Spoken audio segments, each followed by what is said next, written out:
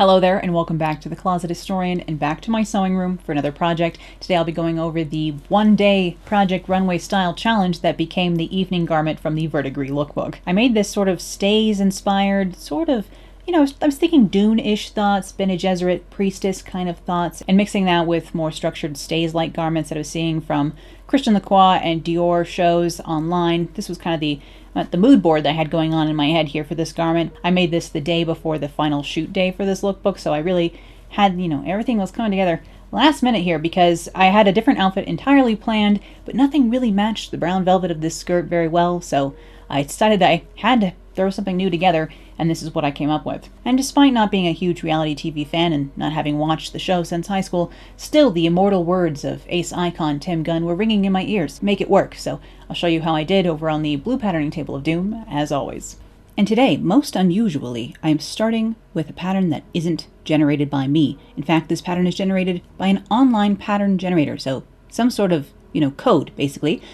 This pattern has been on the internet, I don't know, maybe 15 years, because I think the first time I ever used this online 16th century stays pattern generator must have been at least 10 years ago, if not earlier than that. Probably back in high school is the first time I used this pattern to make stays. And honestly, the stays that I made from this back then were the ones that fit the best for the longest time. So this is a really nice little generator. I will link this below. It asks for, 5 or 6 measurements, a little bit of information about you. You pop that in there and it spits out a pattern for you. So all I'm doing here is just transcribing the pattern that the computer generated for me onto actual paper. This does give you a one-piece pattern, so you have to separate it into additional pieces if you want to. You can just use it as one piece because this is creating a very conical stays pattern inspired by 16th century garments, like late Tudor Elizabethan sort of style of undergarment basically is what this is creating for us. So this is not an 18th century stays pattern. This is an earlier, extremely conical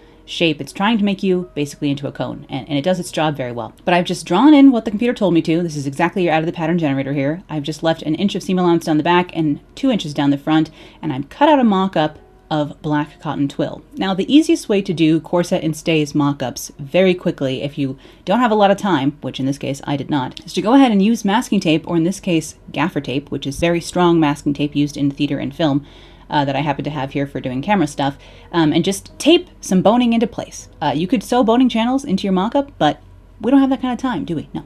So here's a big stack of, well, more Victorian appropriate spring steel and flat steel boning that I have laying around from corsets past. If I take apart an old stay or corset garment, I save all of the boning because of course this is completely reusable. So this is boning that I bought back again maybe 10 years ago that I'm still using just because if a garment wears out or I don't like it anymore, I take it apart and save the boning.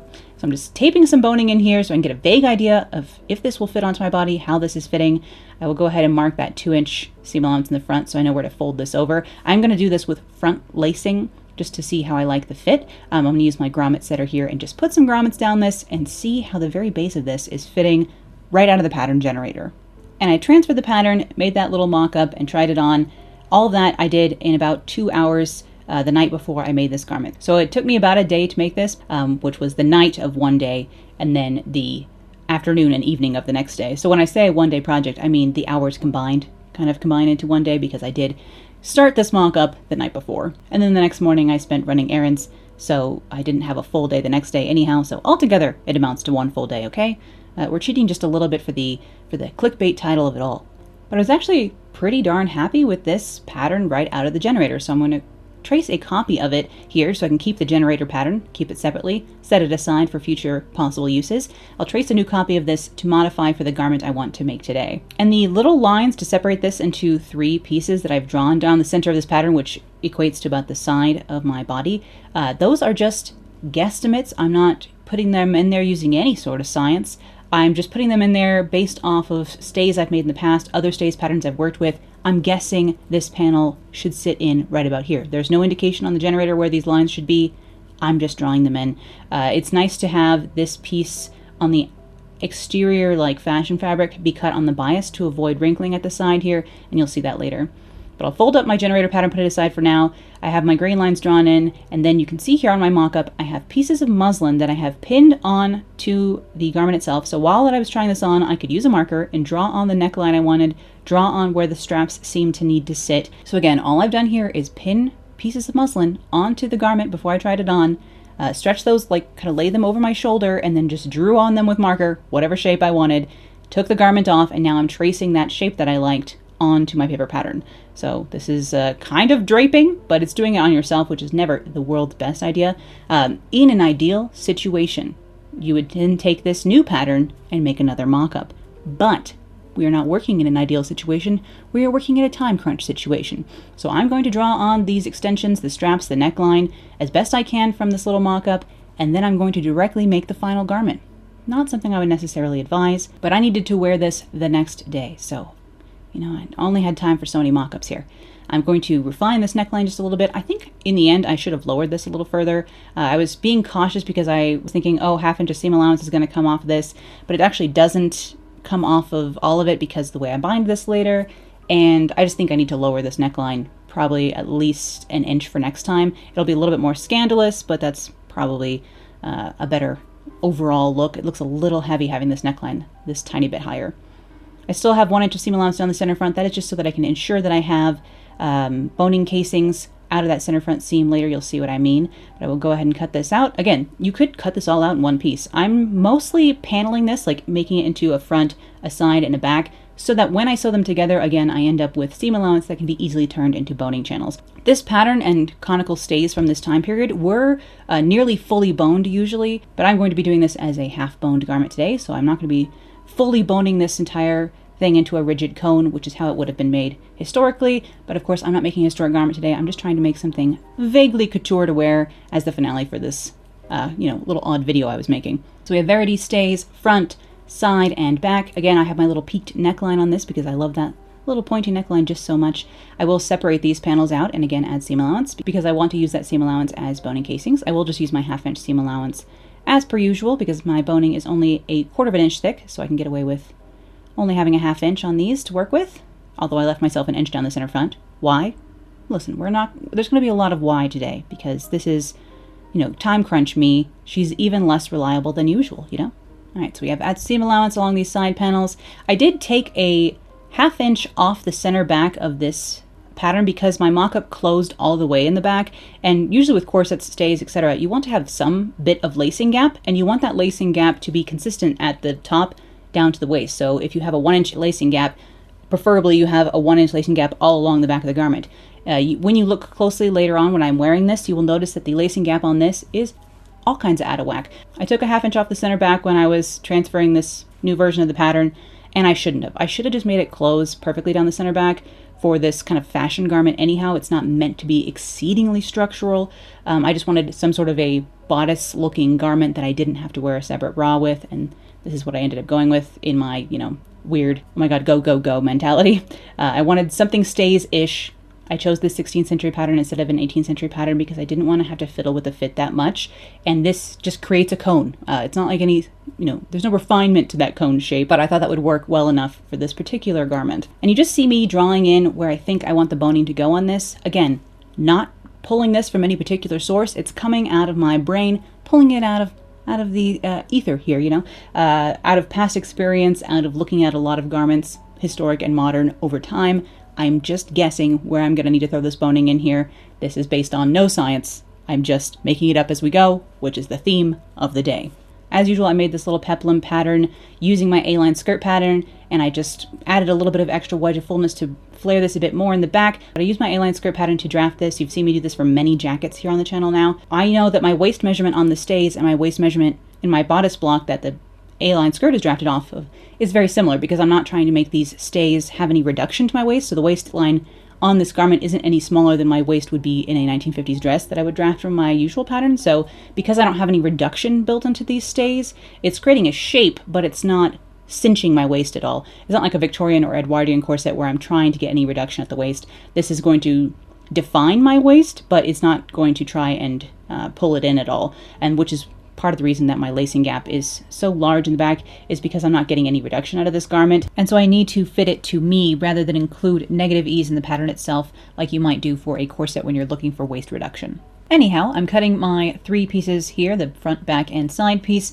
out of black cotton twill that I had here in the studio, and I've set these on the cross grain just because I want any stretch in this to stretch vertically, not horizontally. I don't want to have any horizontal stretch, even mechanical stretch from the fabric itself, like you might normally in a garment. You want to have a little bit of breadth around the garment so that when you're breathing, eating, and moving, it moves a little bit with you.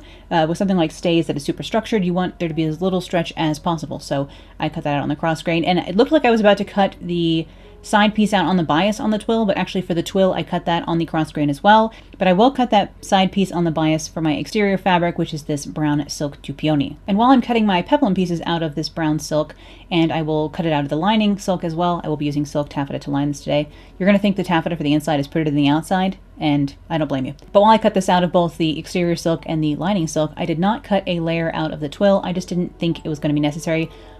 Especially with the silk taffeta lining having a bit of crispiness to it despite being very thin. I thought that the peplum would hold itself out no problem, and this doesn't serve any structural purpose, it is just decorative, so I didn't go ahead and add any structural inner lining in here. And I am just lining up the side seams of my peplum pieces for the brown fabric and for the bluish tan iridescent lining taffeta. And while I'm over here, I will take some of the spare cotton twill and make 1-inch wide bias strips here to use for additional boning channels in the garment. And you'll see that once we start putting things together. But here's my twill layer. I need my silk layers as well.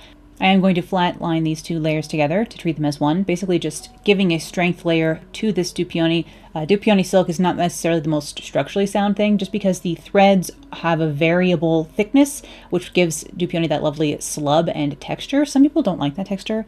In the past, when trying to achieve perfectly smooth silk like taffeta, for example, textured slubs were seen as a sign of lesser quality. Now I think it's just a nice texture. I have different ideas than perhaps they did in centuries past about these things. And dupioni is still a less expensive silk than taffeta today, but I think it is just as gorgeous, if not, better for some applications. And this almost looks like tree bark with the brown texture here, and I think it's quite fun. Now you could, of course, in a couture situation, when you were not trying to wear this the next day, hand baste these things together. But today, I'm running them through the serger because we need speed.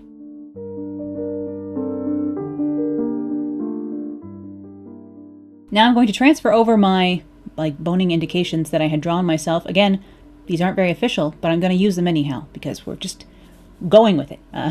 There's no time for indecision. So I'm going to put a line of boning down the center of my side pieces here. And to do that, I am going to use that external boning casing that I made out of the bias tape. You do not need to use bias for this. I believe you can totally get away with using a twill tape to do this kind of thing, but I just did what I had and could do quickly, basically. I didn't have any twill tape in the studio, certainly didn't have time to go grab some, and I thought bias would work just fine for this. So I've just taken my 1-inch wide strips of bias cut cotton twill here, folded the edges in just a little bit to create this 1/4-inch wide casing that I can sew down to my garment to create a boning casing for my 1/4-inch wide boning.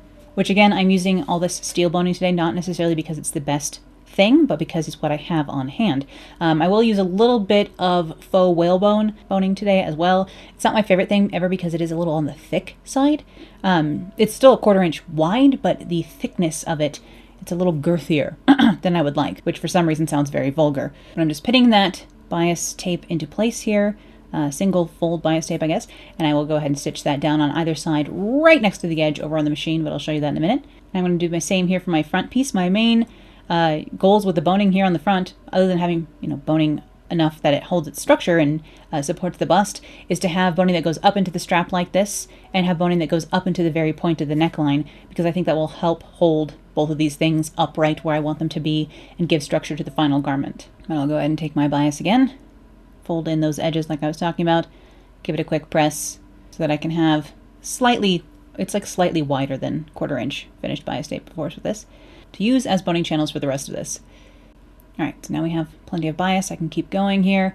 You can see I didn't take this strap piece all the way up to the end of the strap. That's because I need room there for the eyelet or grommet that I'm going to use to attach the front of the strap to the back straps. I could have made that all one strap that fits perfectly if I had time to mock it up. but I didn't have time to mock it up, so I just went ahead and did a grommet in the end of the front strap and the back strap, tied them together with a little bit of cord, and that's how I ended up finishing the straps for this, just because, again, I didn't have time to finalize the fit on this for this particular garment. But I'll just pin these strips of twill in place. I'm going to be stitching through the bias tape, the twill layer, and onto the outside of the dupioni here, so that the boning channels will be visible on the outside, but of course the thickness of them kind of is here on the interior. You can do external boning channels if you want to. I like to keep the boning channels in the structural fabric, so in twill, as opposed to making boning channels out of a single layer of silk or anything like that, just because, again, silk is not the most structurally, well, silk is a very structurally sound fiber, but this particular weave of silk, this particular silk fabric itself is not the most structurally sound.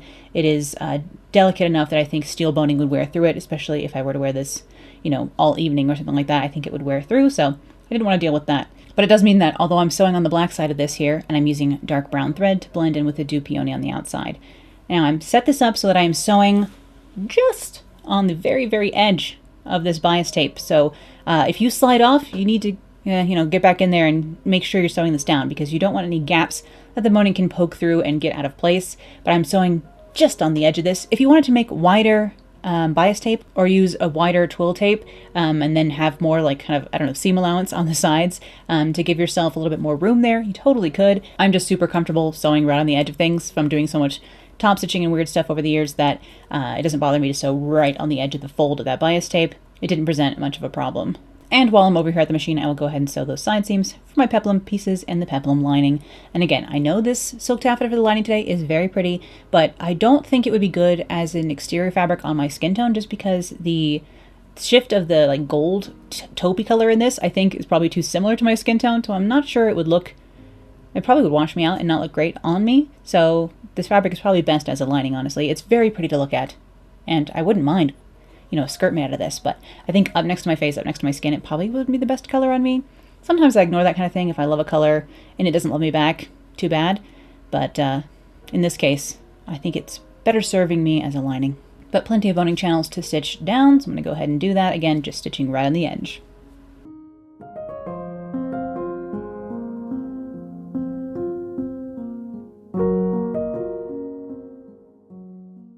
And now that those are in there, I'm going to go ahead and sew my center front seam for this garment here. Again, there's no particular reason to have a center front on this because it is a straight line completely. There's no shaping being added by having this seam here.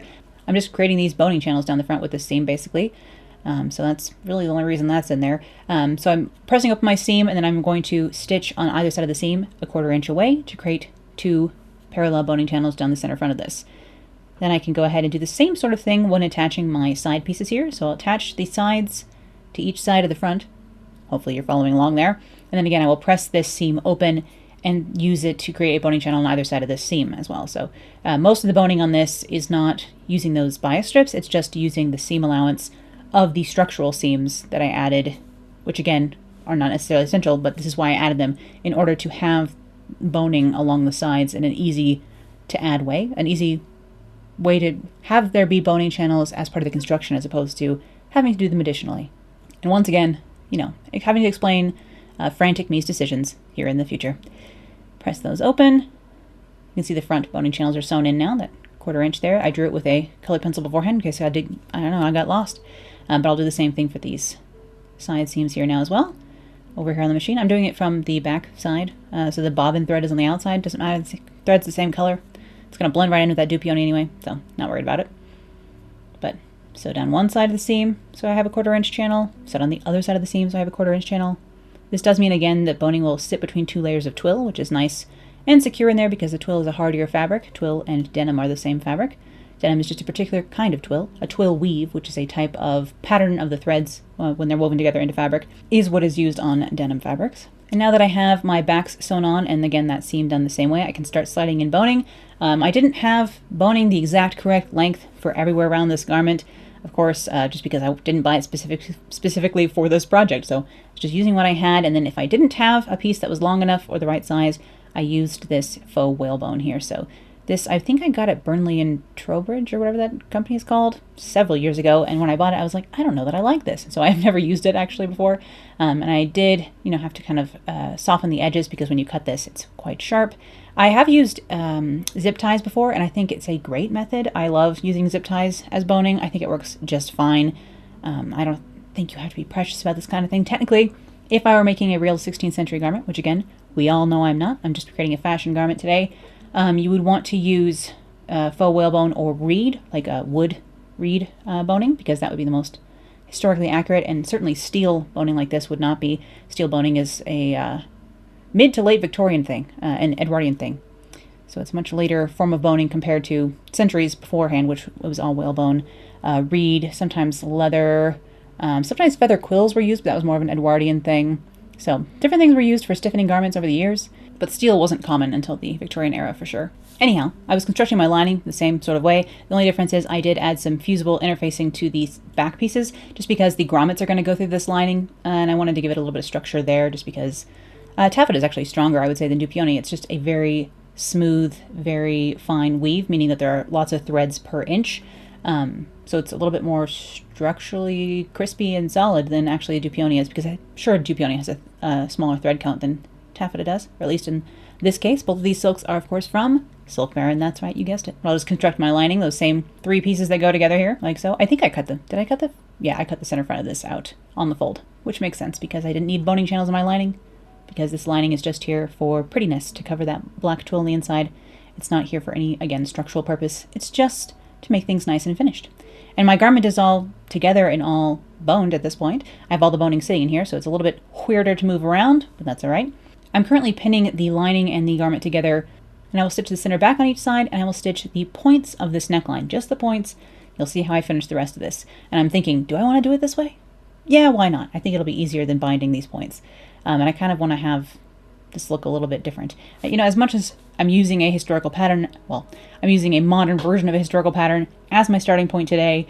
I'm creating a slightly conical 16th, 17th, 18th-ish shape today for this garment, but it's not a period costume in any way. It is just a fashion garment. So in some of my decisions, I was trying to make things look more historical or less historical. And when it comes to this neckline, it's one of the more modern elements of this design. So I kind of wanted to keep it that way by having this finished this way instead of binding the top of the neckline as well.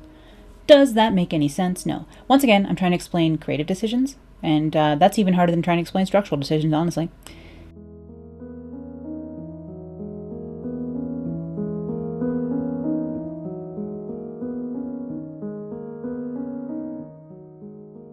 You can see me fretting about how I want to press these seams. Decided to throw the ham in there before I turned this right side out and give these back seams a press between the lining and the fashion fabric. This is where I will be creating one last boning channel using this area, by the way. Because you want to have boning next to your eyelets or grommets. You want to have a boning on either side, just so that that fabric doesn't scrunch up where you're adding a lot of tension with the lacing. But let me go ahead and give this a press. So again, that I can sew a 1/4 inch away from this edge here to create that boning channel. Same over here. And isn't this fabric pretty to look at? It's kind of like mocha taupe, and then like a hazelnutty kind of taupe, and then teal blue. It's quite pretty, but once again, could I wear this? I'm not sure. Maybe. I have no idea. I don't follow color theory when it comes to clothes and people, by the way. I think if you like a color, wear it. This is another one of those things where it seems to be a system designed to make you look your quote-unquote best, but like what your best is seems to be defined by what like maybe men find attractive or like potential partners find attractive, less so what you like. And I think, you know, the thing about getting dressed is, whether it's, you know, a slightly costumey garment like this or everyday wear, is you should be dressing to please yourself most. And so if you like pink but you're not quote-unquote supposed to wear it, do it anyway is what I say. I don't know if it's like the devil-may-care Americanness in me that says like do what you want, but I sort of just feel like do it. If someone told me not to wear chartreuse, I'd tell them that's nice. Good luck telling me not to wear a color that I like. But anyhow, I sewed that boning channel, I slipped boning in there, now we're good to go.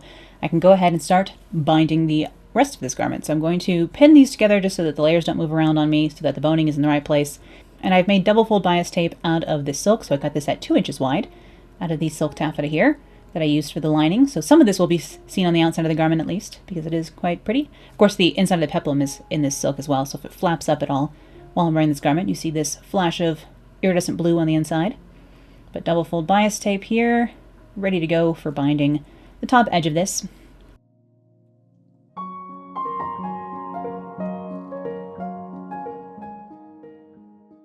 Just making sure I had enough here to go all the way around. But I'm going to pin one side of my tape, right sides together, all along the outside of this garment. This will get sewn down, and then I'll flip it to the inside, and I will hand fell the other side of the bias tape down to the inside of the garment.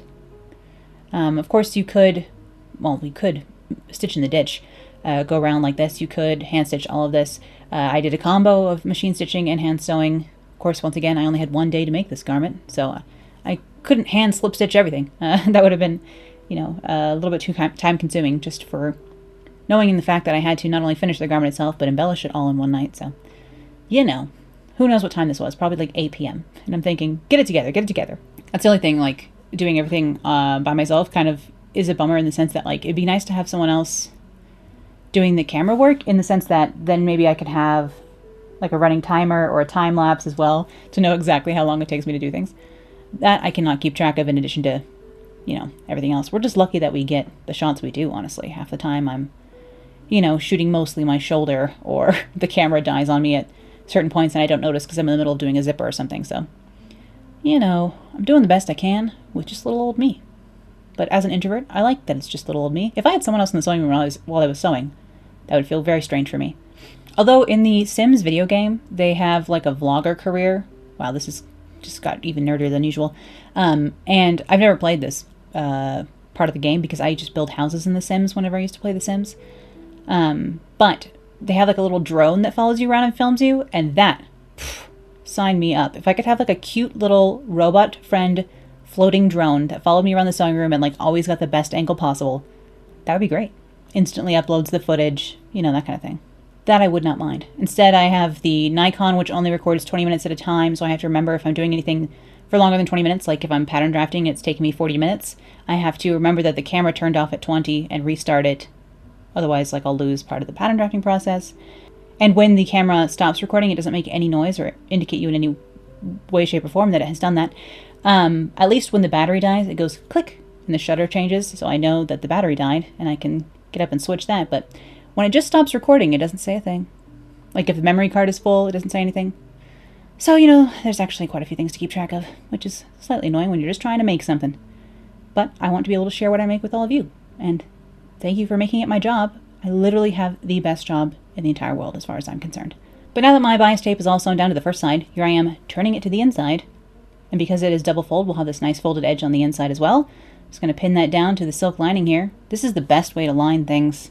Or, like, it's so nice. I mean, bag lining, perfectly easy. I use it all the time. But there is just something about doing it this way. I guess I just like it because when I first started sewing, I made historic costumes and costumes in general. So finishing edges this way, I used to make a lot of stays and things like that and experiment with bodices. So to me, it feels like home. I don't know why. Although binding tabs like this, when it's the tabs like on the 18th century garments at the waist, is a pain in the arse. But just doing the couple of straps, no problem. But just going all the way around the top here, and I'll show you how I finish this up at the neckline, where I'm giving it, again, a tiny bit of a modern touch. This neckline has been used throughout history. It's not something I invented, but was definitely used quite a lot by Thierry Mugler during his career, one of my favorite designers. And then also I noticed it on a gorgeous, gorgeous corset-y garment, this one here. And this is from Christian Lacroix, so very similar garment to one I'm making today, just based on a corset made by Mr. Pearl, who is, of course, an expert.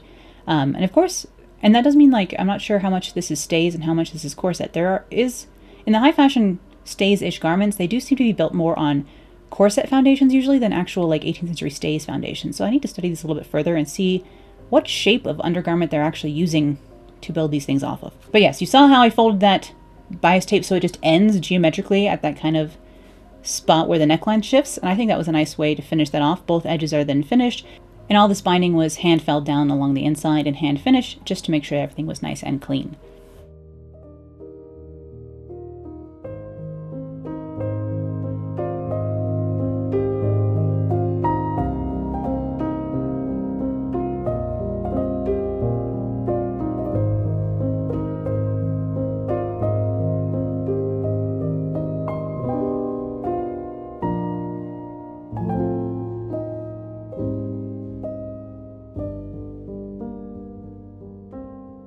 But I will go ahead and line my peplum pieces with you, because I'm going to slip these in between before I bind the bottom edge of the stays, so you'll see that. just going to call them stays for lack of a better term. I guess it's a bodice is what this is. It's not proper stays. It's like 18th century half-boned stay boning pattern on a 16th century online pattern generator pattern.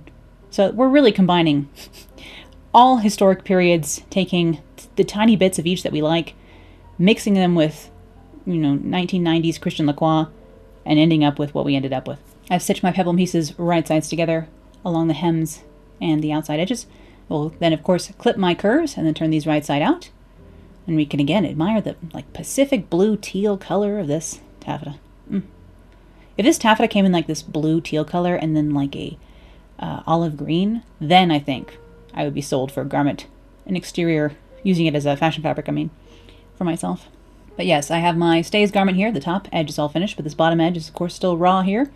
So we have to finish this off, and to do so I'm going to put right sides together of my peplum and layer those on over the curves that go over my hips here. This lines up with the center back and then stops short of the center front, as you can see. So I just made planned for the peplum to not come all the way to the center front like this while I was looking at my A-line skirt pattern earlier. And I'm just going to make sure none of my layers are coming undone here, pin this all into place, and then I will bind the lower edge with these peplum pieces kind of just sandwiched in between. I do want to experiment with this whole idea further. So I want to refine this pattern, do a couple of mock-ups with changes I have in mind. I kind of want to do a sleeved version of this. I don't love sleeveless garments on me. So to have just the strap, I don't love it. So either I want to do a strap like this, but have an undershirt of some kind with it, or add a sleeve of some kind onto this. So we'll see where messing around with this in the future. We'll see what I end up coming up with that. There are some fashion examples of more bodicey type pieces like this that have sleeves, so I can't really decide. I've always just been totally in love with this Christian Lacroix black corsety / stays-ish evening garment. This was from one of the couture shows. I think it's 98, maybe sometime in the 90s. But I saw an editorial image of Naomi Campbell wearing this, and ever since I've just had to track this buddy down, found which show it's from.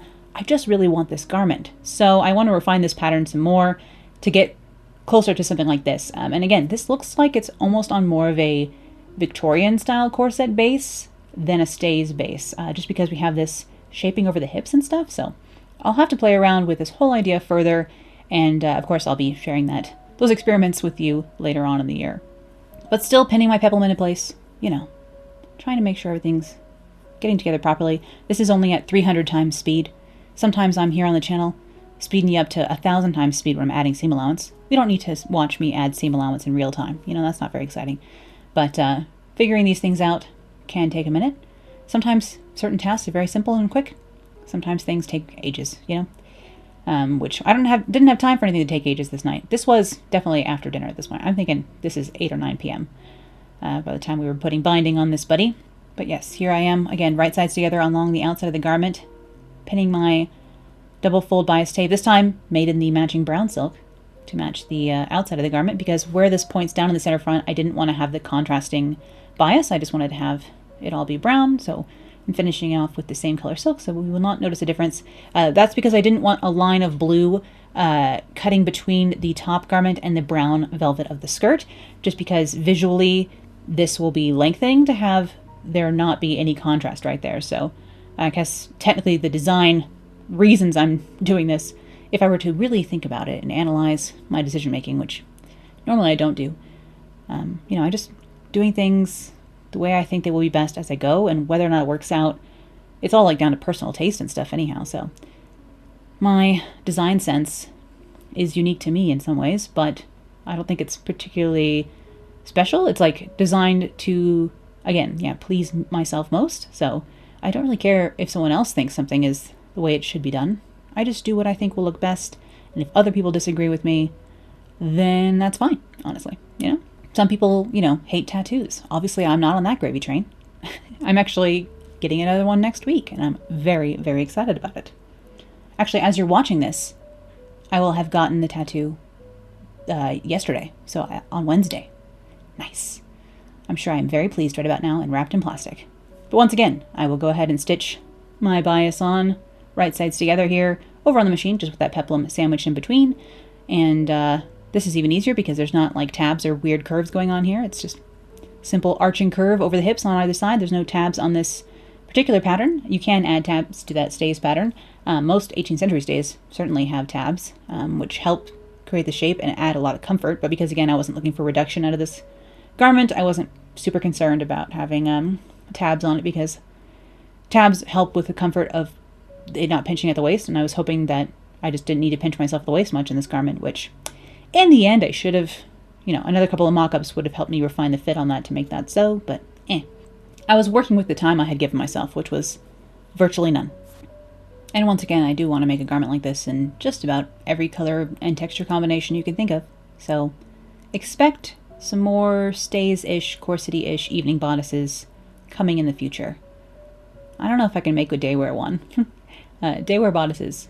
It's very cottagecore and witchy and probably acceptable at this point, but not in my neighborhood, that would be for sure. But none of the things I tend to wear really help me blend in the very Levittown sort of Stepford Wivesy Mad Men sort of place that I live currently. So I just need to be the kooky person who lives in the old Victorian at the end of the street with too many cats. And that's my destiny, and I look forward to it greatly. Where I can answer the door for the UPS person in one of my ridiculous dressing gowns. I do have a plan for several even more ridiculous housecoats coming up, so get ready for that. I spend a lot of time at home, so it makes sense to me to have ridiculous housecoats so that I can flounce around the house, crimson peaking, as I said, in ridiculous robes. Because to me, that's goals, Just because you're not going anywhere doesn't mean you should not be able to wear, like, Victorian tea gowns, basically. But we'll be getting to those projects later, now that the fabrics have started to arrive here in the studio. Not that I need more fabric in this studio, as we know, and as we will learn shortly, because I'm going to be giving you a tour soon, and you'll see just how large my stash of fabrics is, and how much space I have left, which is very little. But now that the bias tape is sewn on along the outside again, I will fold it onto the inside like this, where of course the brown contrasts with my lining, but will be nice and smooth and completely finished on the inside here. Again, I will hand stitch this down. I'm just going to fell it because felling is faster than slip stitching, in my opinion. And technically more historically accurate for at least Victorian things. I'm not sure how binding was finished on stays. It's been too long since I researched them. I'm going to go ahead and put my grommets down the center back of this. I do have a cast iron grommet setting tool that I bought ages and ages ago, back when I did more corsetry stuff in my life. I'm doing this 1.5 inches apart for my eyelets here, just down the center. Again, I don't need this to be hyper-structural because I'm not creating a foundation for an 18th century mantua. I'm just making a little garment that I can wear without a bra. So it's not highly structured despite the amount of steel in this thing. Couldn't go through a metal detector. Put my grommets at the ends of my straps as well. I did buy some antique copper look grommets on Etsy. I didn't love these. I think out of the many I set, maybe 3 or 4 of them set absolutely perfectly, and the rest are a tiny bit off and a little bit crunchy. So not my favorite. I actually prefer hand-sewn eyelets to metal ones as well, but for a more steampunky-ish garment like I was going for the Verdigris lookbook anyway, made sense to use metal grommets. And of course, hand-sewing a couple dozen eyelets when you still needed to embellish the thing, that wasn't going to happen in the amount of time I had left. Because now it's 10, 11 p.m. and I still have to embellish this whole thing. So what I've done here is I've grabbed some nice 3-inch wide copper metallic lace from Mood Fabrics. I can actually link this lace for you below. It comes in gold and black and silver as well. And to say that I have the black on the way would be telling the truth. So I have the black on the way.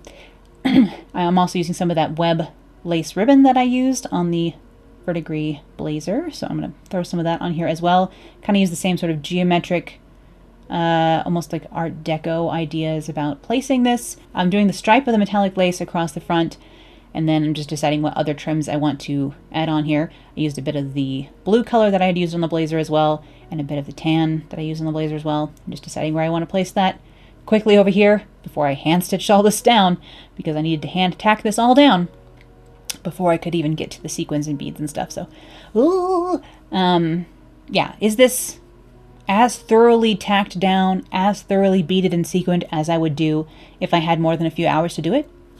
Heavens no. I only had, a couple of hours left. It was like this, and then I had to go to bed and sleep enough that I wasn't gonna look completely drained while filming the next day. So, oh yeah, then we have these little sleeves. So these little drapey sleevey things. Wow, my hair's sticking up at strange directions. Once again though, is it midnight at this point? Yes. I'm going to cut out these, I don't know, triangles with one side It's like a triangle with one side that is squared off. Does this make any sense? I'm going to cut out this shape right here. It's about 15 by, I don't know, 7 in the front. I'm just going to add a little pleat to the front of this. I'll show you how this goes on to the garment. Of course, the rest of the garment is completely finished and nicely finished, but these are just going to be tacked onto the inside so that I can remove these sleeves later, because this garment, while created to match this brown velvet skirt, doesn't very much, because this brown velvet has such a pewtery, silvery sheen to it that it really looks much more gray brown than any other brown I could find. You can see how much warmer the silk looks next to this. Even though the lining of this velvet has this copper color as the base, that copper color just does not shine through very well, and so it's a very cool toned brown. Not this stays garment, which I made specially last minute like this to match this velvet, does not match this velvet. I think this is the darkest color Dupioni that Silk Baron has. I haven't grabbed all the swatches, but as far as I could tell, and it still doesn't even come close to how dark this velvet is, so that's all I can say about it. But yes, I will go ahead and show you what beading and sequining I did on this, because I did not get any footage of that, because again, was midnight. I think I worked till about 1:30 a.m. on this garment, so at that point I was no longer filming. I probably was out of battery, both me and the camera. But I had pinned on my little fluffy turquoise moth that you saw me make in a video. I can put that in a card here. And then I just used larger sequins to cover more distance quickly, you know? So I used these absolutely giant sequins here that are about 1.5 inches by 1 inch. Huge sequins. I can link those below if they're still available. Grab those on Etsy. I have some of these, which are, oh, so gorgeous. Would make amazing like a dragon scale pattern if you did a bunch of them. They're this iridescent copper and green sequin that is just delicious. I think I only sewed on one of these in the end, but use those. Different colors of round sequins, and then of course these brown rectangular sequins as well. I sewed those all on with a size 8 seed bead, which again is kind of a larger seed bead. Just sewed on as many sequins as I could before nearly falling asleep, basically. I did lace up the back of this and tie the straps together with a bit of silk rat tail cord, which is what this is called. I couldn't find any brown ribbon at Michael's. So one of the errands I was running on the day I made this was to try and find brown ribbon, and they didn't have it at Michael's, and I wasn't about to drive across the other side of town to grab brown ribbon at Joann's. So gold rat tail it was. And then the back, the little cape, just slips on to these little gears. The only gears I used in this entire slightly steampunk themed lookbook was to sew these little gears onto the back of these straps here so I could sew loops onto my cape and slip those on. I will talk more about the design and the way this cape functions and creates like the kind of hood wrap of it all later, because I'm going to be making another version of this whole thing. And although this is just a rectangle, I will show you how to put a cape together like this in that video.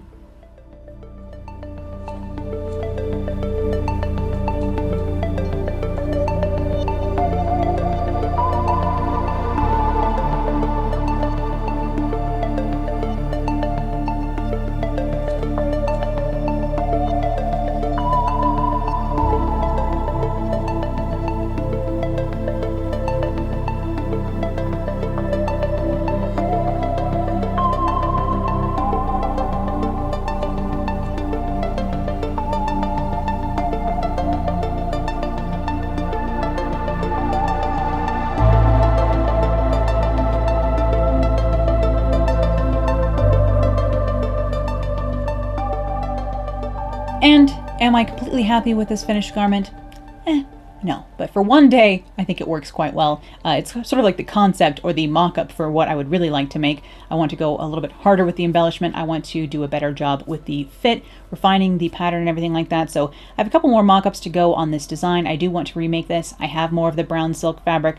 I obviously have a lot of sequins here in the studio. I want to go ahead and make a, 1 week version of this design as opposed to this 1 day version, and then we can maybe compare them in the future. Thank you so much for your support on the Verdigris lookbook and on these last few projects. I've had such a good time playing in this color palette. In fact, I'm not even done. I have several more fabrics staring me in the face over here in my stash. Still have some fabrics that are left over from making Verdigris that I want to work into new projects, so you'll be seeing those later down the line, later in summer. And thank you as always for watching today. I'll be back with more sewing, vintage fashion, costuming, and crafting real soon, so I'll see you then. Bye.